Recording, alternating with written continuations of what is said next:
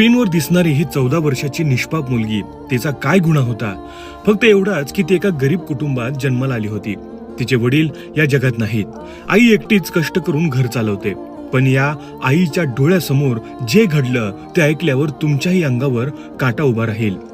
मुझफ्फरनगरमधील एका डॉक्टरवर अत्यंत गंभीर आरोप करण्यात आले आहेत. आरोप असा आहे की या मुलीचा पाय आधीच मोडलेला होता आणि उपचारासाठी तिची आई तिला रुग्णालयात घेऊन गेली होती. मुलीच्या ऑपरेशनसाठी एकूण 25,000 खर्च ठरला होता. अत्यंत हालाकीची परिस्थिती असूनही त्या आईने कसे बसे 17,000 रुपये जमा करून डॉक्टरांना दिले होते. मात्र अजून 8,000 देणे बाकी होते. विधवा आणि गरीब असल्यामुळे ती महिला उर्वरित 8,000 तात्काळ देऊ शकली नाही. तिने डॉक्टरांना विनंती केली, साहेब थोडा वेळ द्या, मी पैसे जमवते आणि उरलेली रक्कम नक्की देईन. पण आरोपानुसार डॉक्टरांचे मन काही पाजरले नाही. उलट आधीच जखमी असलेल्या त्या मुलीच्या पायाशी अत्यंत अमानुष वर्तन करण्यात आल्याचा आरोप आहे. मुलीच्या कुटुंबियांचा दावा आहे की डॉक्टरांनी तिचा मोडलेला पाय पुन्हा जोराने मुरगळला, ज्यामुळे तिच्या वेदना आणखी वाढल्या. त्या निष्पाप मुलीच्या किंकाळ्या ऐकून आईचे काळीज फाटत होते. ती डॉक्टरांसमोर हात जोडून विनवण्या करत होती. पण तिच्या अश्रूंना आणि मुलीच्या वेदनांना काहीच किंमत दिली गेली नाही, असा आरोप करण्यात येत आहे.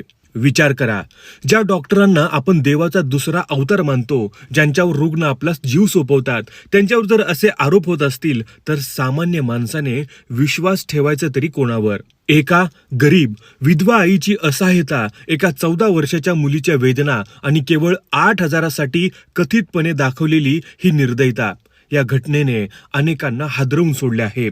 जर हे आरोप खरे असतील तर अशा व्यक्तीला डॉक्टर म्हणायचे की राक्षस? कारण डॉक्टरांचे काम जखमा भरून काढण्याचे असते, जखमा वाढवण्याचे नाही. मित्रांनो, या प्रकरणात निष्पक्ष चौकशी होणे अत्यंत गरजेचे आहे. जर डॉक्टर दोषी आढळले तर त्यांच्यावर कठोरात कठोर कारवाई झाली पाहिजे. कारण अशा घटनांमुळे संपूर्ण वैद्यकीय व्यवसायावर लोकांचा विश्वास डळमळीत होतो. तुम्हालाही वाटत असेल की या प्रकरणात न्याय मिळाला पाहिजे तर हा व्हिडिओ जास्तीत जास्त शेअर करा, जेणेकरून या घटनेकडे प्रशासनाचे आणि संपूर्ण देशाचे लक्ष जाईल. आणि तुम्हाला काय वाटतं, दोषी आढळल्यास अशा व्यक्तीला कोणती शिक्षा मिळायला हवी? तुमचं मत कमेंटमध्ये नक्की सांगा.